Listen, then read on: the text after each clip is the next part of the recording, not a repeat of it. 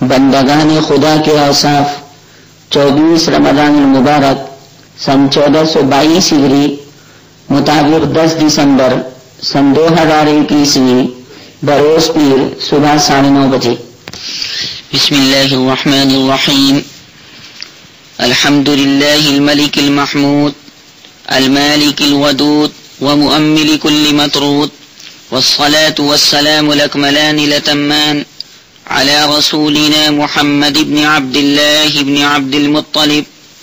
وعلى آله وأصحابه الكرام البررة السباقين الإيمان والهجرة وعلى من سلك مسلكهم إلى يوم الدين. أما بعد، فأعوذ بالله السميع العليم من الشيطان الرجيم. بسم الله الرحمن الرحيم. وعباد الرحمن الذين يمشون على الأرض هونا وإذا خاطبهم الجاهلون قالوا سلاما والذين يبيتون لربهم سجدا وقياما والذين يقولون ربنا اصرف عنا عذاب جهنم إن عذابها كان غراما إنها ساءت مستقرا ومقاما رب اشرح لي صدري ويسر لي أمري واحلل عقدة من لساني يفقهوا قولي علم الانسان ما لم يعلم رب زدني علما. گرامی قدر حاضرین محفل، اللہ سبحانہ و تعالی نے اس عالم فانی میں، عالم آب و گل میں، عالم دنیا میں حضرت آدم علیہ الصلاۃ والسلام کے بہت سے بیٹے، بہت سے اولاد کو پیدا فرمایا ہے، اور دن بدن اولاد آدم کے اندر روز بروز یومن فیومن اضافہ ہی ہوتا چلا جا رہا ہے۔ اللہ تبارک و تعالی دنیا کے اندر لڑکوں کو بھی پیدا فرما رہے ہیں اور لڑکیوں کو بھی پیدا فرما رہے ہیں۔ اللہ سبحانہ و تعالی نسل انسانی کے اندر برابر اضافہ فرما رہے ہیں، اور باری سبحانہ و تعالی نے اولاد آدم کی جتنی افزائش اور جتنی نسل پھیلانے کا ارادہ فرما لیا ہے، دنیا کے اندر جتنی روحوں کو بھیجنے کا فیصلہ فرما لیا ہے، وہ تمام کی تمام روحیں دنیا کے اندر آ کر رہیں گی۔ قیامت تک جتنے بھی بچے پیدا ہونے ہیں وہ تمام کے تمام پیدا ہو کر رہیں گے، کیونکہ آسمان زمین کے پیدا کرنے والے خدا کا ہر حکم اور ہر فیصلہ نافذ ہو کر رہتا ہے۔ اللہ سبحانہ و تعالی کے کسی فیصلے کو اور کسی حکم کو کوئی ٹالنے والا نہیں، نہ آسمانوں کے اندر ٹالنے والا موجود ہے اور نہ زمین کے اندر ٹالنے والا موجود ہے۔ نہ جبریل اللہ کے حکم کو ٹال سکتے ہیں اور نہ میکائیل اللہ کے حکم کو ٹال سکتے ہیں اور نہ اسرافیل اللہ کے حکم کو ٹال سکتے ہیں اور نہ ملک الموت اللہ کے حکم کو ٹال سکتے ہیں۔ اسی طرح کوئی خاص فرشتہ اور کوئی عام فرشتہ اللہ سبحانہ و تعالی کے حکم کو ٹال نہیں سکتا ہے۔ جنات میں سے کوئی بڑے سے بڑا جن اللہ سبحانہ و تعالی کے حکم اور فیصلے کو نہیں ٹال سکتا۔ اسی طرح دنیا کا صدر، دنیا کا وزیر، بلکہ دنیا کا وزیر اعظم، پرائم منسٹر، پردھان منتری، دنیا کا S D M, D M, دنیا کا کلکٹر اللہ تبارک و تعالی کے کسی فیصلے اور کسی حکم کو ٹالنے پر قادر نہیں ہے، بلکہ یہ تمام کی تمام ذاتیں اللہ سبحانہ و تعالی کے قبضہ قدرت میں ہے۔ جبریل بھی اللہ تعالی کے قبضہ قدرت میں ہے، میکائیل بھی اللہ سبحانہ و تعالی کے قبضہ قدرت میں ہے، اسرافیل بھی اللہ سبحانہ و تعالی کے قبضہ قدرت میں ہے، ملک الموت بھی اللہ تبارک و تعالی کے تابع ہے۔ جنات تمام کے تمام قادر مطلق، شاہ مطلق کے تابع ہے۔ اسی طرح تمام کے تمام انسان اللہ سبحانہ و تعالی کی قدرت کاملہ کے تابع ہے۔ کوئی آدمی اگر آسمان زمین کے کناروں سے نکلنا چاہے اور یہ چاہے کہ میں آسمان سے نکل کر کہیں اور چلا جاؤں، اسی طرح زمین کے کناروں سے نکل کر میں کہیں اور چلا جاؤں، تو وہ ایسا کرنے پر قادر نہیں۔ آسمان زمین کے پیدا کرنے والے خدا نے قرآن پاک کے اندر اس کی دعوت دی ہے 27ویں پارے میں سورہ رحمان کے دوسرے رکوع میں۔ باری تعالیٰ نے ارشاد فرمایا ہے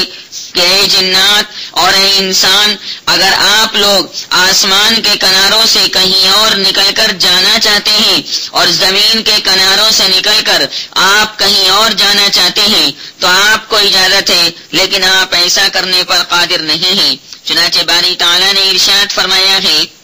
یا معشر الجن والانس ان استطعتم ان تنفذوا من اقطار السماوات والارض فانفذوا لا تنفذون الا بسلطان فبأي آلاء ربكما تكذبان۔ بہرحال جتنی روحیں اللہ سبحانہ و تعالیٰ کو دنیا کے اندر بھیجنا مقدر ہیں، وہ تمام کی تمام روحیں اس عالم آب و گل کے اندر آ کر رہیں گی، پیدا ہو کر رہیں گی، چاہے وہ عرب کے علاقے میں آئیں اور چاہے عجم کے علاقے میں آئیں۔ لیکن دنیا کے اندر جو انسان بستے ہیں ان میں دو طرح کے لوگ ہیں۔ ایک تو وہ ہیں جو اللہ سبحانہ و تعالیٰ کی ہر بات پر جان چھڑکنے کے لیے، نچھاور کرنے کے لیے تیار رہتے ہیں، اللہ سبحانہ و تعالیٰ کے اور شریعت اسلامیہ کے اشاروں پر اپنی روح اور اپنی قیمتی ثمین جان کو قربان کرنے کے لیے تیار رہتے ہیں۔ یہ تو اللہ کے مخصوص بندے کہلاتے ہیں، رحمان کے مخصوص بندے کہلاتے ہیں۔ اور ایک عام پبلک ہے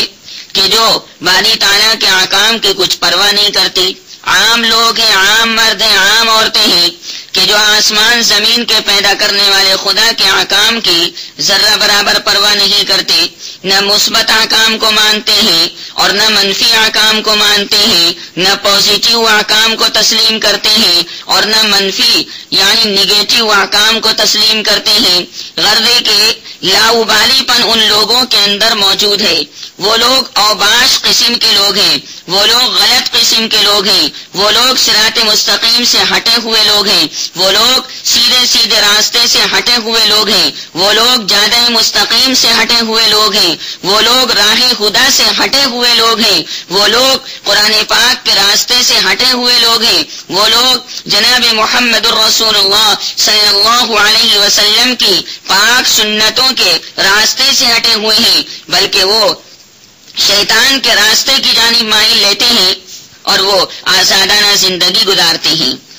آج کے درس میں میری طبیعت چاہتی ہے کہ میں آپ حضرات کے سامنے رحمان کے مخصوص بندوں کا ذکر کروں، اللہ کے مخصوص بندوں کا ذکر کروں۔ میری طبیعت چاہتی ہے کہ میں رحمان کے ان بندوں کی تعریف اور توصیف آپ کے سامنے بیان کروں جو باری تعالیٰ کے ہر حکم پر عمل کرنے کے لیے ہمہ وقت تیار رہتے ہیں، رات میں بھی تیار رہتے ہیں اور دن میں بھی تیار رہتے ہیں، سفر میں بھی تیار رہتے ہیں، حضر میں بھی تیار رہتے ہیں، گھروں کے اندر بھی تیار رہتے ہیں، گھروں سے باہر بھی تیار رہتے ہیں، گاؤں اور بستی کے اندر بھی تیار رہتے ہیں، ہوائی جہاز میں اڑان کرتے ہوئے بھی تیار رہتے ہیں۔ غرضے کے ہر آن میں، ہر ساعت میں، ہر گھڑی کے اندر وہ باری تعالیٰ کے احکام کے سامنے جھکے رہتے ہیں۔ ایسے بندے رحمان کے مخصوص بندے کہلاتے ہیں۔ قرآن پاک میں، قرآن مجید فرقان حمید میں اللہ تبارک و تعالی نے، قادر مطلق نے، شاہنشاہ مطلق نے، بادشاہ مطلق نے، مالک بحر و بر نے رحمان کے مخصوص بندوں کی 13 علامات اور 13 صفات کو بیان فرمایا ہے 19ویں پارے میں سورہ فرقان کے آخری رکوع میں۔ سورہ فرقان کا آخری رکوع تبارک الذی جعل فی السماء بروجا وجعل فیہا سراجا وقمرا منیرا سے شروع ہوتا ہے۔ اس رکوع میں یعنی سورہ فرقان کے آخری رکوع کے اندر باری تعالیٰ نے اپنے مخصوص بندوں کی 13 صفات بیان فرمائی ہیں، 13 علامات بیان فرمائی ہیں، 13 نشانیاں بیان فرمائی ہیں۔ کیا مطلب؟ یہ 13 صفات اور 13 علامات اور 13 نشانیاں جن لوگوں کے اندر ہوں گی بس سمجھ لو وہ رحمان کے مخصوص بندے ہیں، رحمان کے مقرب بندے ہیں، اب چاہے وہ عورتیں ہوں اور چاہے مرد ہوں۔ چنانچہ رحمان کے مخصوص بندوں کی پہلی صفت یہ ہے کہ وہ اللہ سبحانہ و تعالی کے سامنے بالکل حقیقی عبد بن کر رہتے ہیں، حقیقی بندہ بن کر رہتے ہیں۔ گویا پہلی صفت عبد ہونے کی بیان کی گئی، پہلی صفت بندہ حقیقی بندہ ہونے کی بیان کی گئی۔ چنانچہ یہ سبھی جانتے ہیں کہ عربی زبان کے اندر بندے کو عبدن کہتے ہیں، عین با دال، جس کی جمع عباد آتی ہے۔ قرآن کریم میں ان رحمان کے مخصوص بندوں کی پہلی علامت اور پہلی صفت یہی بیان فرمائی گئی۔ وَعِبَادُ الرَّحْمَنِ الَّذِينَ يَمْشُونَ عَلَى الْأَرْضِ هَوْنًا وَإِذَا خَاطَبَهُمُ الْجَاهِلُونَ قَالُوا سَلَامًا۔ پہلی صفت عبد، بندہ ہونے کی صفت، اور ظاہر ہے کہ اللہ سبحانہ و تعالی کا انسان کا عبد ہونا اور انسان کا بندہ ہونا بہت زیادہ پسند ہے۔ ظاہر سی بات ہے، ایسا بندہ جو اپنے آقا کا مملوک ہو، اس کا وجود اور اس کے تمام اختیارات و اعمال آقا کے حکم و مرضی پر دائر رہتے ہیں۔ اللہ سبحانہ و تعالی کا بندہ کہلانے کا حقدار وہی آدمی ہو سکتا ہے جو اپنے عقیدے، اپنے خیالات کو اور اپنے ہر ارادے اور خواہش کو اور اپنی تمام حرکات اور اپنی تمام سکنات کو اپنے رب حقیقی کے حکم اور مرضی کے تابع رکھے، اور ہر وقت اس بات کے لیے تیار رہے کہ جس کام کا پروردگار عالم کی جانب سے حکم ہو وہ میں بجا لانے کے لیے تیار ہوں۔ سامعین گرامی قدر، رحمان کے مخصوص بندوں کی علامات اور نشانیاں میں آپ کے سامنے عرض کر رہا ہوں۔ اللہ تعالیٰ چاہتا یہی ہے کہ میرا بندہ اور میری بندی جیسے جیسے میں کہوں ویسے ویسے کرے، جیسے جیسے میری شریعت اسلامیہ کہے ویسے ویسے کرے۔ چنانچہ جو آدمی اس بات کے لیے تیار ہو اور جو آدمی اس بات کے لیے ایگری رہتا ہو کہ میں تمام کے تمام مراحل زندگی کے اندر اللہ سبحانہ و تعالی کی شریعت اسلامیہ کے تابع بن کر رہوں گا اور کسی طرح سے بھی اللہ اور اس کے رسول صلی اللہ علیہ وسلم کی مرضی کے خلاف ہرگز ہرگز کام نہیں کروں گا، وہی عبد حقیقی ہے، وہی اللہ سبحانہ و تعالی کا حقیقی بندہ ہے۔ لہذا نماز میں، روزے میں، حج بیت اللہ میں، زکوٰۃ کے ادا کرنے میں، غریبوں، یتیموں، مسکینوں، لنجوں، اپاہجوں، ضعیفوں، کمزوروں پر مال کے خرچ کرنے میں، اسی طرح زندگی کے تمام مراحل میں، شادی کے موقع پر، بیاہ کے موقع پر، جنازہ اٹھنے کے موقع پر، پڑوسیوں کے حقوق ادا کرنے کے موقع پر، پروردگار تیری شریعت اسلامیہ نے، تیری شریعت بیضاء نے جو جو تعلیمات ارشاد فرمائی ہیں ان تمام تعلیمات کو میں ماننے کے لیے تیار ہوں۔ ایک علامت، ایک صفت اور ایک نشانی رحمان کے مخصوص بندوں کی یہ ہے۔ دوسری نشانی کیا ہے؟ دوسری علامت اور دوسری نشانی یہ ہے کہ رحمان کے مخصوص بندے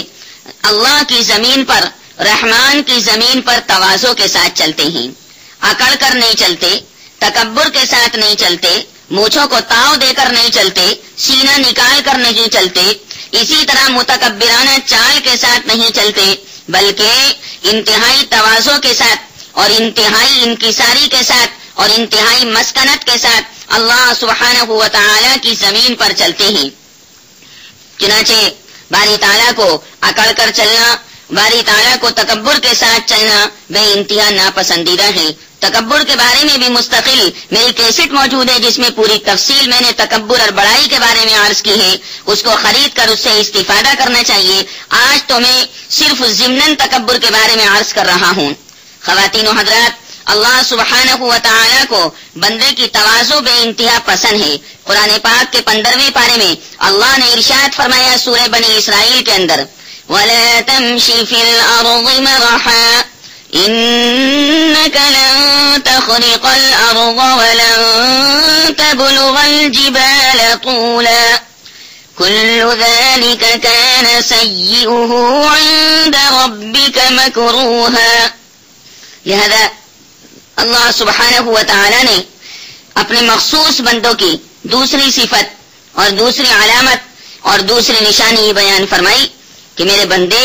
میری زمین کے اوپر تواضع کے ساتھ اور انکساری کے ساتھ چلتے ہیں۔ حضرت حسن بصری علیہ الرحمہ نے یمشون علی الارض ہونا کی تفسیر میں ارشاد فرمایا کہ ایمان والے اخلاص والے بندوں کے تمام اعضاء، تمام جوارح،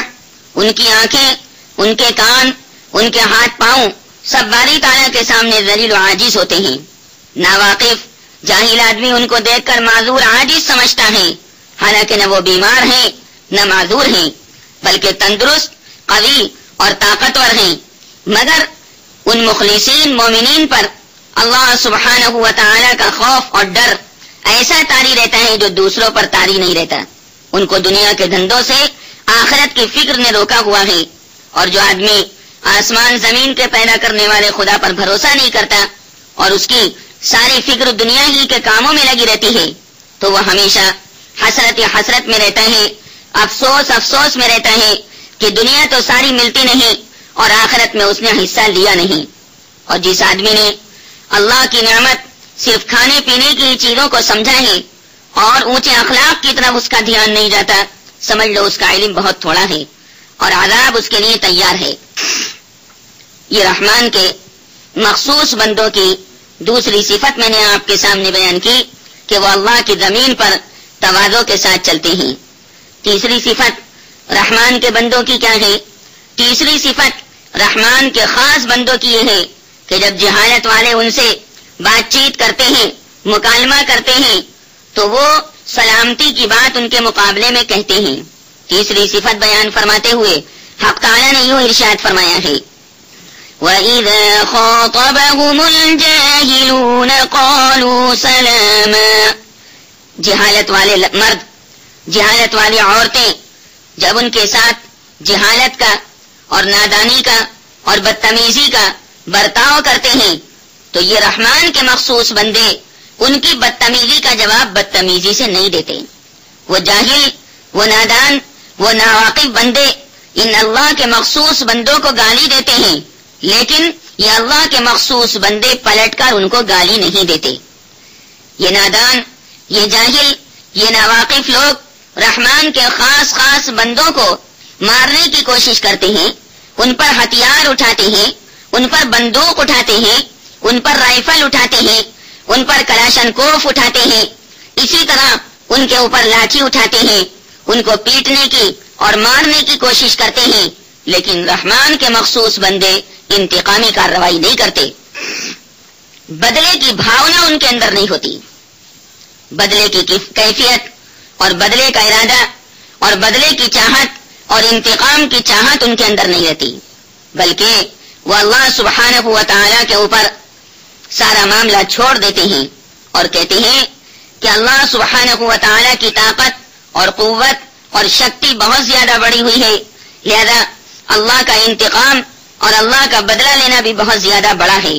لہذا ہماری طرف سے اس جاہل سے اور اس ناواقف سے بدلہ آسمان زمین کا پیدا کرنے والا خدا خود لے لے گا۔ اس لیے ان جاہلوں کی بدتمیزی کا جواب بدتمیزی سے نہیں دیتے، ان کی بدمعاشی کا جواب بدمعاشی سے نہیں دیتے، ان کی برائی کا جواب برائی سے نہیں دیتے، بلکہ اچھائی سے دیتے ہیں، سلامتی والی بات ان کے سامنے کہتے ہیں۔ گرامی قدر حاضرین محفل، آیت کریمہ میں اللہ نے فرمایا وَإِذَا خَاطَبَهُمُ الْجَاهِلُونَ قَالُوا سَلَامًا۔ یہاں جاہلون کا ترجمہ جہالت والے ہیں، اور مراد اس سے بے علم آدمی نہیں بلکہ وہ آدمی مراد ہے جو جہالت کے کام اور جاہلانہ باتیں کرے، چاہے وہ حقیقت میں علم والا بھی ہو۔ بسا اوقات بہت سے علم والے بہت سی بدتمیزی کی بات کر بیٹھتے ہیں، اور یہاں آیت مقدسہ میں لفظ سلام سے مراد عرفی سلام نہیں بلکہ سلامتی کی بات مراد ہے، یعنی برائی کا بدلہ وہ سلامتی کی بات سے دیتے ہیں۔ نبی کریم صلی اللہ علیہ وسلم کی زندگی، آقائے مدنی صلی اللہ علیہ وسلم کی حیات مبارکہ ان تمام کی تمام چیزوں سے بھری ہوئی ہے۔ اسی طرح پیغمبر خدا صلی اللہ علیہ وسلم کے شاگرد حضرات صحابہ کرام رضوان اللہ تعالی علیہ مجمعین کی زندگیاں بھی ان تمام نورانی واقعات سے بھری پڑی ہیں۔ تو پہلی صفت عبد ہونا، کہ پروردگار جیسے تو کہے گا ویسے ہم کرنے کے لیے تیار ہیں، تو کہے گا کرو تو ہم کریں گے، تو کہے گا مت کرو تو ہم نہیں کریں گے۔ دوسری صفت کہ رحمان کے مخصوص بندے زمین پر تواضع اور انکساری کے ساتھ چلتے ہیں۔ تیسری صفت کہ بدتمیز اور نادان لوگ، جاہل لوگ جب ان سے بات چیت کرتے ہیں، خطاب کرتے ہیں،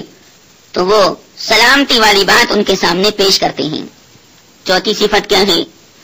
چوتھی صفت یہ ہے کہ وہ رات گزارتے ہیں اپنے رب کے سامنے سجدہ کرتے ہوئے اور قیام کرتے ہوئے۔ گرامی قدر حاضرین محفل، یہاں آیت کریمہ کے اندر آپ غور فرمائیں تو اللہ نے ارشاد فرمایا ہے والذین یبیتون لربہم سجدا وقیاما۔ عبادت کے اندر شب بیداری کا ذکر اللہ نے فرمایا ہے،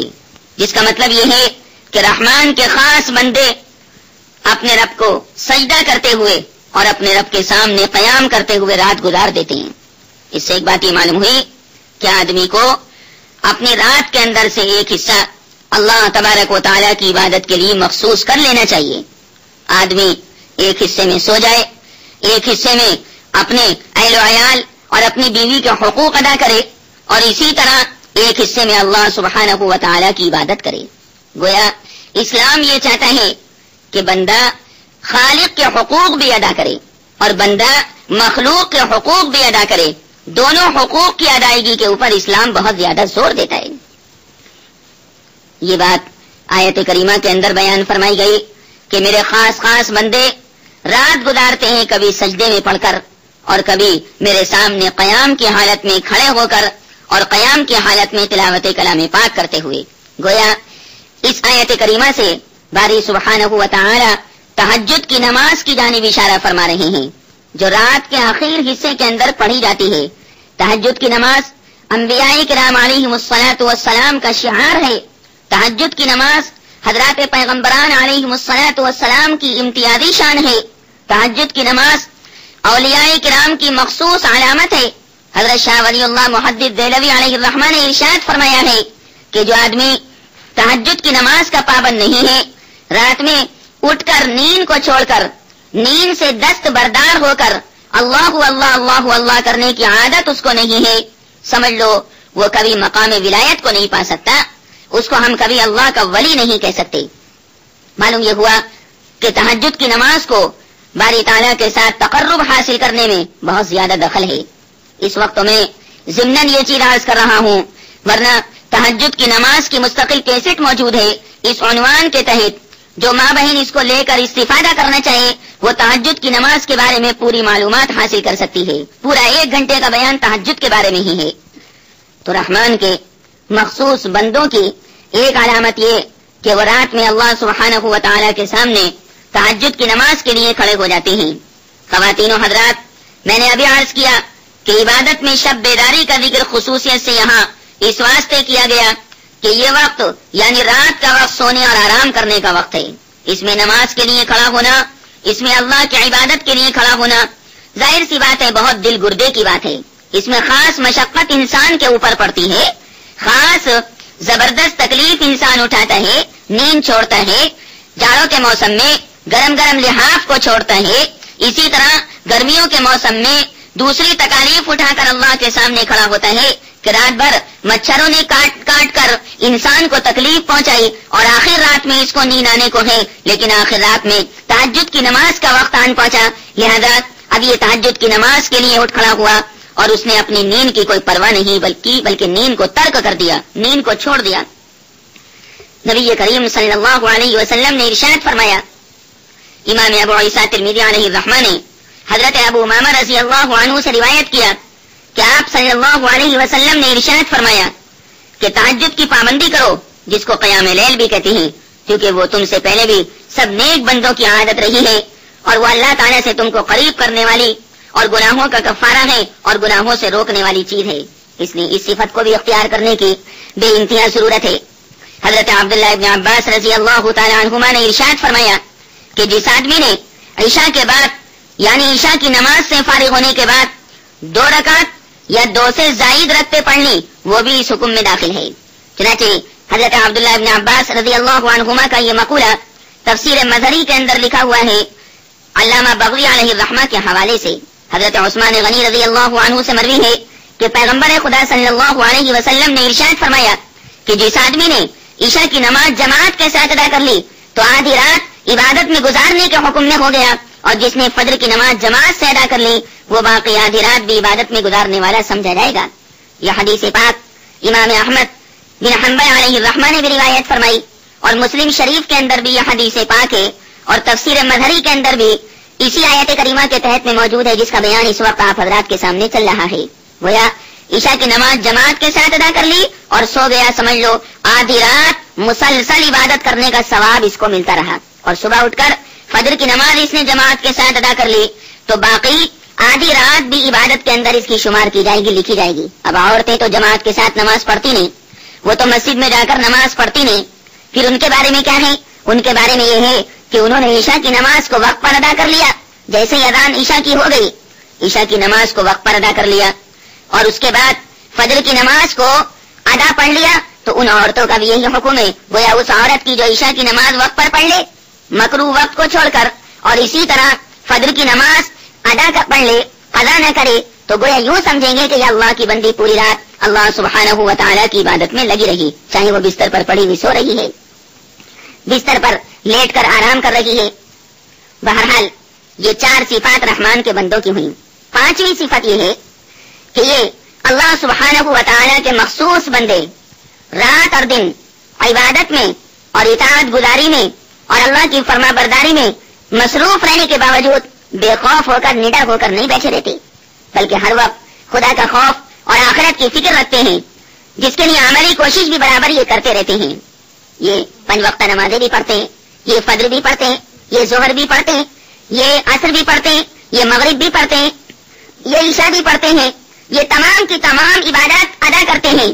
رمضان شریف کے مکمل روزے بھی رکھتے ہیں. لیکن اس کے باوجود یہ اللہ سبحانہ و تعالیٰ کے عذابوں سے ڈرتے رہتے ہیں اور یہ سوچتے رہتے ہیں کہ پتہ نہیں ہماری عبادت قبول ہوئی کہ نہ ہوئی،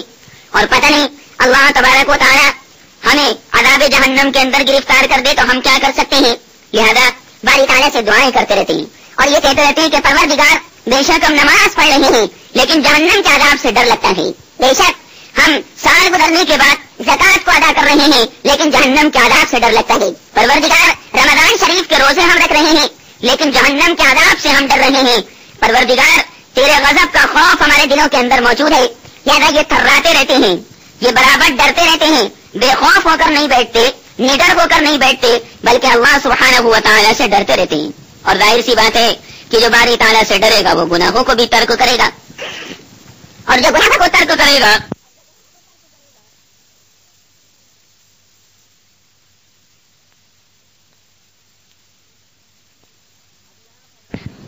ابھی آپ حضرات کی خدمات میں عرض کیا ہے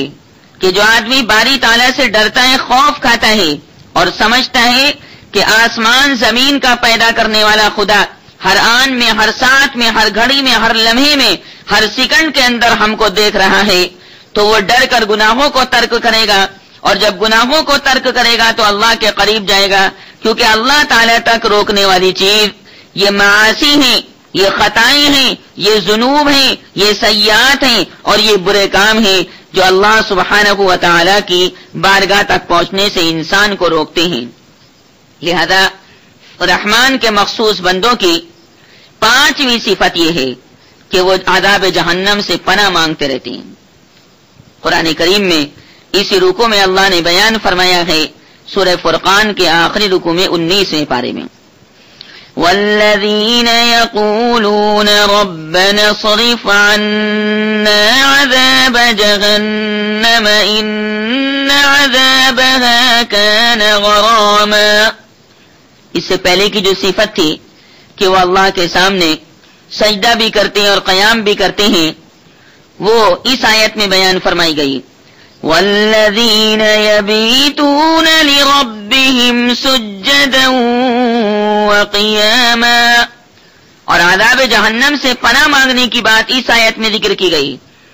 والذین یقولون ربنا صرف عنا عذاب جہنم ان عذابها كان غراما انها ساءت مستقرا ومقاما. وہ برابر کہتے رہتے ہیں کہ پروردگار جہنم کے عذاب کو ہم سے پھیر دینا، کیونکہ جہنم کا عذاب بڑا سخت ہے. یہ جہنم تو بہت برا مقام اور بہت برا ٹھکانہ ہے. چھٹی صفت رحمان کے بندوں کی یہ ہے کہ وہ مال کو خرچ کرنے میں بہت احتیاط سے کام لیتے ہیں. مال کو خرچ کرنے میں افراط اور تفریط سے کام نہیں لیتے، بلکہ مال کو خرچ کرنے میں اعتدال سے کام لیتے ہیں، کیونکہ وہ سمجھتے ہیں کہ اگر ہم نے مال کو غلط طریقے پر خرچ کیا تو یہ مال اللہم احفظنا ہم سے چھینا بھی جا سکتا ہے، اور جب ظاہر ہے کہ یہ مال ہم سے چھینا جائے گا تو ہم سمجھیں گے کہ اللہ ہم سے ناراض ہو گیا، اور جب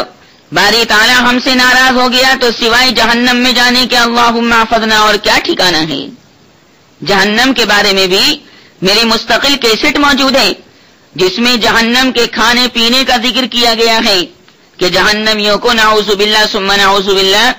کیسی کیسی بری غذائیں اور کیسا کیسا کھولتا ہوا گرم پانی اللہم احفظنا پیش کیا جائے گا. مستقل جہنم کے کھانے پینے کے بارے میں میری کیسٹ موجود ہے. خواتین و حضرات، چھٹی صفت رحمان کے بندوں کی یہ ہے کہ وہ رحمان کے خاص خاص بندے مال خرچ کرتے ہیں اعتدال کے ساتھ، میانہ روی کے ساتھ، درمیانی چال کے ساتھ. یعنی کیا مطلب؟ نہ تو بہت زیادہ کنجوسی کرتے کہ جہاں خرچ کرنا چاہیے تھا وہاں بھی خرچ نہیں کیا، اور نہ جناب افراط سے کام لیتے، نہ اسراف سے کام لیتے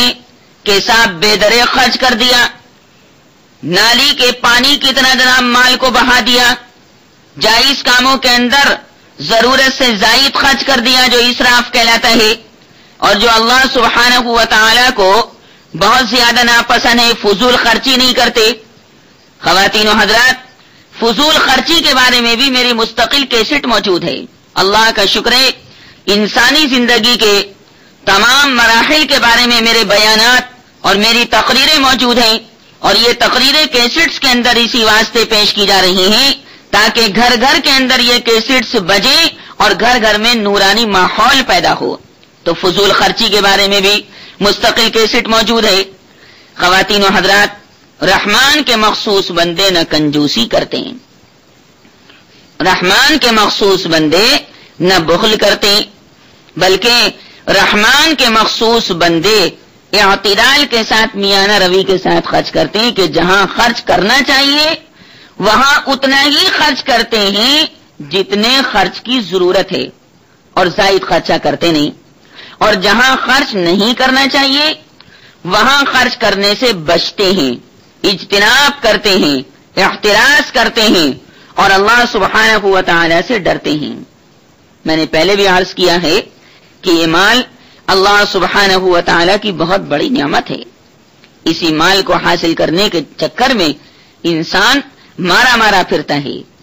اسی مال کو حاصل کرنے کے سلسلے میں انسان رات اور دن تگ و دو کرتا ہے، رات اور دن پریشان مارا پھرتا ہے. کبھی امروہہ کی سڑکوں پر، کبھی دہلی کی سڑکوں پر، کبھی مراد آباد کی سڑکوں پر، کبھی رامپور کی سڑکوں پر کہ میرا کاروبار چل جائے، میری روزی روٹی کا بندوبست ہو جائے، میرے پاس جتنا مال ہوگا اتنا میں سکون کے ساتھ زندگی گزاروں گا. عام طور سے انسان کی کوشش یہی رہتی ہے، حالانکہ سکون والی زندگی مال سے حاصل نہیں ہوتی، بلکہ سکون والی زندگی تو اللہ کی مان کر چلنے میں حاصل ہوتی ہے. چنانچہ یہ لوگ رحمان کے مخصوص بندے درمیانی چال کے ساتھ، اعتدال کے ساتھ مال کو خرچ کرتے ہیں. میرے سچے آقا صلی اللہ علیہ وسلم نے ارشاد فرمایا، من فقہ الرجل قصدہ فی معیشتی، یعنی انسان کی عقل مندی کی علامت اور نشانی یہ ہے کہ خرچ کرنے میں میانہ روی اختیار کرے، نہ فضول خرچی کرے اور نہ کنجوسی کرے. یہ حدیث پاک جو میں نے آپ کو ابھی سنائی حضرت ابو دردہ رضی اللہ عنہ کے حوالے سے امام احمد بن حنبل علیہ الرحمہ نے روایت فرمائی ہے. چنانچہ ایک اور حدیث میں پیغمبر خدا صلی اللہ علیہ وسلم کا ارشاد گرامی نقل کیا گیا حضرت عبداللہ ابن مسعود رضی اللہ تعالی عنہ کے حوالے سے کہ پیغمبر خدا صلی اللہ علیہ وسلم نے ارشاد فرمایا ما عال من اقتصد، بڑی جامع حدیث ہے، ما عال من اقتصد، یعنی جو آدمی خرچ کرنے میں درمیانی راہ چلتا ہے، اعتدال کے ساتھ خرچ کرتا ہے، وہ کبھی فقیر اور محتاج نہیں ہو سکتا، بلکہ مال اور دولت اور پیسہ اور روپیہ اور سونا اور چاندی اور سلور اور گولڈ، یہ تمام کی تمام چیزیں اس کے پاس ہمیشہ رہیں گی۔ یہ حدیث پاک بھی امام احمد بن حنبل علیہ الرحمہ نے روایت فرمائی ہے۔ صاحب، رحمان کے مخصوص بندوں کی علامات اور نشانیاں میں آج کے درس میں آپ حضرات کے سامنے ذکر کر رہا ہوں، اور یہ علامات اور نشانیاں کیوں بیان کر رہا ہوں؟ اس بنیاد پر کہ رحمان کے مخصوص بندوں کی فہرست میں شامل ہونے کے لیے یہ 13 علامات اور یہ 13 نشانیاں اپنی زندگی کے اندر اجاگر کرنی ہوں گی، تب کہیں جا کر آدمی رحمان کا مخصوص بندہ کہلائے گا، تب کہیں جا کر انسان، عورت اللہ کی مخصوص بندی کہلائے گی۔ 7ویں صفت کیا ہے؟ 7ویں علامت کیا ہے؟ 7ویں پہچان کیا ہے؟ 7ویں علامت رحمان کے مخصوص بندوں کی یہ ہے کہ وہ اللہ سبحانہ و تعالی کے علاوہ کسی اور کو اپنا معبود نہیں مانتے، نہ سورج کو اپنا خدا مانتے، نہ چاند کو اپنا خدا مانتے، نہ آفتاب کو اپنا خدا مانتے ہیں، نہ مہتاب کو اپنا خدا مانتے ہیں، نہ درختوں کو اپنا خدا مانتے ہیں، نہ پہاڑوں کو اپنا خدا مانتے ہیں، نہ ندی نالوں کو اپنا خدا مانتے ہیں، نہ سمندروں کو اپنا خدا مانتے ہیں، نہ پیپل کے درخت کو اپنا خدا مانتے ہیں، نہ بتوں کو اپنا خدا مانتے ہیں، نہ مورتیوں کو اپنا خدا مانتے ہیں، نہ ستاروں کو اپنا خدا مانتے ہیں، نہ پانی کو اپنا خدا مانتے ہیں، اور نہ آگ کو اپنا خدا مانتے ہیں، بلکہ اپنا خدا تو ایک معبود حقیقی کو مانتے ہیں۔ گویا وہ توحید کے قائل ہیں، اللہ کی ذات و صفات میں کسی کو شریک قرار نہیں دیتے۔ توحید کے بارے میں بھی مستقل میرا بیان موجود ہے، درس توحید اس کیسٹ کا نام ہے، اس میں پوری تفصیل توحید کے بارے میں ذکر کی گئی ہے۔ اللہ تعالیٰ اسی بات کو پسند کرتا ہے کہ میرا بندہ میرے علاوہ کسی اور کو نہ پکارے، کسی اور کے سامنے اپنی ضروریات کو نہ رکھے، کسی اور کے سامنے اپنی جھولی کو نہ پھیلائے، کسی اور کے سامنے اپنے دونوں ہاتھوں کو نہ پھیلائے، کسی اور کے سامنے قیام نہ کرے، کسی اور کے سامنے سجدہ نہ کرے، کسی اور کے سامنے رکوع نہ کرے، کسی اور کے سامنے قاعدے کے اندر نہ بیٹھے، نہ قاعدہ اولا میں نہ قاعدہ اخیرہ میں جو نماز کے اندر ہوتا ہے۔ جب آدمی نماز پڑھنے والا 2 رکعت پر بیٹھتا ہے تو یہ قاعدہ اولا کہلاتا ہے، اور جب 4تھی رکعت پر بیٹھتا ہے تو یہ قاعدہ اخیرہ کہلاتا ہے، جس میں التحیات پڑھی جاتی ہے۔ التحیات للہ والصلوات والطیبات السلام علیک ایھا النبی ورحمۃ اللہ وبرکاتہ، السلام علینا وعلی عباد اللہ الصالحین،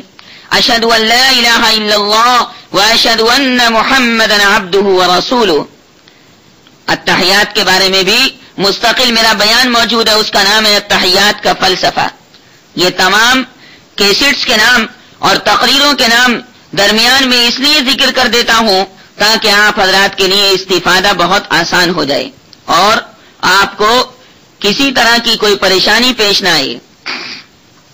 گرامی قدر سامعین و سامعات، اللہ نے 7ویں صفت یہ بیان فرمائی کہ میرے مخصوص بندے کسی اور کو اپنا معبود نہیں مانتے، بلکہ مجھ خدا کو ہی اپنا معبود مانتے ہیں۔ اس سے پہلے خرچے کے بارے میں جو بات میں نے آپ حضرات کے سامنے ذکر کی کہ اعتدال کے ساتھ، میانہ روی کے ساتھ وہ خرچ کرتے ہیں، اس کا بیان اس آیت میں ہے۔ وَالَّذِينَ إِذَا أَنفَقُوا لَمْ يُسْرِفُوا وَلَمْ يَقْتُرُوا وَكَانَ بَيْنَ ذَلِكَ قَوَامًا۔ اور یہ بات کہ میرے علاوہ کسی اور کو اپنا معبود نہیں مانتے، وہ اس آیت میں ہے۔ وَالَّذِينَ لَا يَدْعُونَ مَعَ اللَّهِ إِلَٰهًا آخَرَ۔ 8ویں اور 9ویں صفت کیا ہے؟ پہلے 8ویں صفت آپ کے سامنے ذکر کرتا ہوں۔ 8ویں علامت اور 8ویں نشانی آپ حضرات کے سامنے ذکر کرتا ہوں۔ 8ویں علامت یہ ہے کہ وہ کسی کو قتل نہیں کرتے۔ آپ نے دیکھا ہوگا اور سنا ہوگا سینکڑوں لوگوں نے اس بات کا دھندا بنا رکھا ہے کہ وہ قتل کرتے پھرتے، وہ انسانوں کو جان سے مارتے پھرتے، وہ جناب قتل و غارت گری کرتے رہتے، فساد کرتے رہتے۔ 25,000 روپیہ کسی سے لیا اور جناب اس کی مرضی کے مطابق کسی کو جان سے مار دیا، اس کے رائفل مار دی، اس کے گولی مار دی، یا گنڈاسے سے اس کا گلا کاٹ دیا،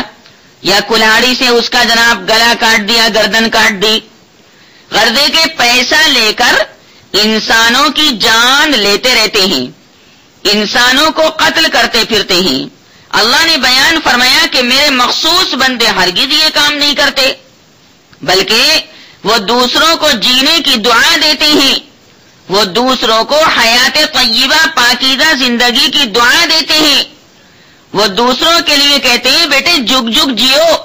بیٹے ترقی کرو، اللہ تمہاری عمر لمبی کرے اور تمہاری عمر میں برکت عنایت فرمائے۔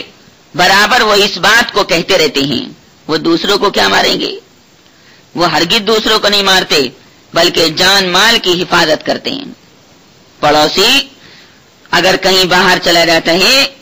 تو اس کی بیوی کا خیال رکھتے ہیں، اس کی حفاظت کرتے ہیں، اس کے مکان کی حفاظت کرتے ہیں، اس کا سودا سلف خرید کر لا کر دے دیتے ہیں۔ تو انسان کو قتل کرنا یہ تو بہت بری بات ہے، انسان کو جان سے مار ڈالنا یہ تو بہت بری بات ہے۔ اور نوی صفت یہ ہے کہ وہ زنا کاری نہیں کرتے بلکہ زنا سے اجتناب اور پرہیز کرتے ہیں۔ گرامی قدر سامعین و سامعات، زنا کاری کے بارے میں میری مستقل کیسٹ موجود ہے، اس کا عنوانی زنا کاری ہے، اس کے اندر میں نے پوری تفصیل زنا کاری کے بارے میں عرض کی قرآن و حدیث کی روشنی میں۔ اس وقت مجھے اس موضوع کے بارے میں ذکر نہیں کرنا کیونکہ اس وقت تو رحمان کے مخصوص بندوں کی 13 علامتیں اور 13 نشانیاں میں آپ کے سامنے ذکر کر رہا ہوں۔ 13 جو 12 سے زیادہ ہوتا ہے، 13 جو 14 سے کم ہوتا ہے۔ یہ علامات اور نشانیاں اللہ نے قرآن پاک کے اندر بیان فرمائی 19ویں پارے میں سورہ فرقان کے آخری رکوع میں۔ وَلَا يَقْتُلُونَ النَّفْسَ الَّتِي حَرَّمَ اللَّهُ إِلَّا بِالْحَقِّ وَلَا يَزْنُونَ۔ فرمایا جو آدمی ان برے کاموں کو کرے گا، مثلا دوسروں کو قتل کرتا پھرے گا، مثلا زناکاری کرتا پھرے گا، مثلا فضول خرچی کرتا پھرے گا، مثلا تکبر کرتا پھرے گا، جو ایسے بدتمیزی کے کام کرے گا، فرمایا وہ اس کی سزا ضرور پائے گا۔ وَمَن يَفْعَلْ ذَلِكَ يَلْقَ أَثَامًا، اور اگر کوئی کافر یہ کام کرے، کوئی مشرک یہ کام کرے، کوئی غیر مسلم یہ کام کرے، کوئی ایسا انسان یہ کام کرے جو دائرہ اسلام سے خارج ہے، تو اس کو تو بھائی ڈبل عذاب دیا جائے گا قیامت کے دن، اور وہ ذلیل ہو کر رسوا ہو کر اس عذاب کے اندر گرفتار رہے گا اور ہمیشہ کے لیے گرفتار رہے گا۔ مسلمان تو چلو اپنے گناہوں کی سزا بھگتنے کے بعد ایک نہ ایک دن دوزخ سے نکل ہی آئے گا، جنت میں جانے کے قابل ہو جائے گا، باری تعالیٰ اس کو جنت میں داخلہ عنایت فرما دیں گے۔ لیکن اگر کوئی کافر یہ کام کرے گا، مثلا زناکاری، قتل نفس اور ایسے ہی اللہ تعالیٰ کے ساتھ شرک، تو باری تعالیٰ اس کو ڈبل عذاب دے گی۔ فرمایا وَمَن يَفْعَلْ ذَلِكَ يَلْقَ أَثَامًا يُضَاعَفْ لَهُ الْعَذَابُ يَوْمَ الْقِيَامَةِ وَيَخْلُدْ فِيهِ مُهَانًا۔ اس آیت میں جو فیہ ہے اس کو ذرا کھینچ کر پڑھیں گے، اس کو اشباع کہتے ہیں، الف شین با الف عین، تجوید کی اصطلاح میں اس کو اشباع کہا جاتا ہے۔ اس کو فیہ نہیں پڑھیں گے بلکہ کھینچ کر پڑھیں گے، فیہ مہانا۔ یضاعف لہ العذاب یوم القیامت ویخلد فیہ مہانا۔ یہ صاحب 8ویں اور 9ویں صفت میں نے آپ حضرات کے سامنے بیان کی۔ 8ویں اور 9ویں صفت آپ حضرات کے سامنے ذکر کی گئی. اب 10ویں صفت کیا ہے؟ رحمان کے بندوں کی مخصوص 10ویں صفت کیا ہے؟ رحمان کے بندوں کی مخصوص 10ویں صفت اللہ تبارک و تعالی نے یہاں یہ بیان فرمائی ہے کہ یہ لوگ جھوٹ اور باطل باتوں کی مجلسوں میں شریک نہیں ہوتے. والذین لا یشہدون الزور وإذا مروا باللغو مروا کراما. سب سے بڑا جھوٹ اور سب سے بڑا باطل تو شرک اور کفر ہے، جس کا مطلب یہ ہوا کہ یہ باطل کے قریب نہیں جاتے، جس کا مطلب یہ ہوا کہ یہ کفر کے قریب نہیں جاتے، جس کا مطلب یہ ہوا کہ یہ شرک کے قریب نہیں جاتے، نفاق کے قریب نہیں جاتے، زندقی کے قریب نہیں جاتے، الحاد کے قریب نہیں جاتے، دہریت کے قریب نہیں جاتے، بے دینی کے قریب نہیں جاتے، بلکہ دین کی مجلسوں کے اندر برابر شریک ہوتے رہتے ہیں. جیسے اس وقت ہماری اور آپ کی یہ مجلس قائم ہے، دین کی نسبت پر قائم ہے، نبی کریم صلی اللہ علیہ وسلم کی نسبت پر یہ مجلس قائم ہے، احکام شریعت کی نسبت پر یہ مجلس قائم ہے، قرآن پاک کی نسبت پر یہ مجلس قائم ہے، قرآن پاک کی آیات کریمہ کی تفسیر یہاں پر بیان کی جا رہی ہے اور مستند حوالوں اور ریفرنس کے ساتھ اس کو بیان کیا جا رہا ہے. کوئی جھوٹی اور افسانے والی بات آپ کے سامنے ذکر نہیں کی جا رہی، بلکہ قرآن پاک کی بالکل مستند تفسیر آپ کے سامنے میں ذکر کر رہا ہوں. تو رحمان کے مخصوص بندے جھوٹ اور باطل کی مجلسوں میں شریک نہیں ہوتے. ظاہر سی بات ہے کہ اللہ تعالیٰ کو جھوٹ بے انتہا ناپسند ہے اور اللہ کو سچ بولنا بہت زیادہ پسند ہے، بلکہ فرمایا گیا کہ خود بھی سچ بولو اور سچ بولنے والوں کی مجلس میں حاضری دیتے رہو. اگر تم سچ بولنے والوں کی مجلس میں حاضری دو گے تو ظاہر سی بات ہے اللہ تبارک و تعالیٰ کی جانب تم قدم بڑھاتے رہو گے اور باری تعالیٰ کی رحمت کاملہ کو برابر حاصل کرتے رہو گے. 11ویں پارے میں سورہ توبہ کے اندر اللہ نے ارشاد فرمایا، یا ایھا الذین آمنوا اتقوا اللہ وکونوا مع الصادقین. ایمان والو، اللہ سے ڈرو اور سچ بولنے والوں کے ساتھ رہو، جھوٹ بولنے والوں سے اجتناب اور پرہیز کرو. کرام قدر حاضرین محفل، سچ کے بارے میں بھی میری مستقل کیسٹ موجود ہے جو یہاں پر دستیاب ہے، آپ کو یہاں سے مل سکتی ہے. اس میں پورا بیان سچ بولنے کے بارے میں ہی کیا گیا ہے کہ کس طرح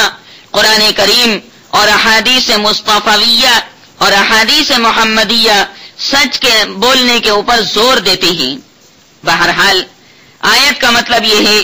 کہ باری تعالیٰ کے مقبول بندے، رحمان کے مقبول بندے ایسی مجلسوں میں شریک ہونے سے بھی گریز کرتے بچتے ہیں. حضرت عبداللہ ابن عباس نے ارشاد فرمایا کہ اس سے مراد کافروں کی عیدیں اور کافروں کے میلے ٹھیلے ہیں. ذرا آپ غور فرمائیں کہ دنیا کے اندر کتنے مسلمان ایسے ہیں کہ وہ مسلمان ہندوؤں کے میلے ٹھیلے میں شریک ہوتے ہیں. ہندو ہولی کھیلتے ہیں تو یہ بھی شریک ہوتے ہیں، ہندو دیوالی مناتے ہیں تو یہ بھی جناب دیوالی کے اندر شریک ہوتے ہیں، ہندو مندر کا پرساد بانٹتے ہیں تو یہ اس کو کھا لیتے ہیں. حلال حرام کی ان کے درمیان کوئی تمیز ہی باقی نہیں رہی. فرمایا کہ جو ایسے کھانے کو استعمال کرے گا اللہ سبحانہ و تعالی اس کے دل کے نور کو سلب کر لے گا،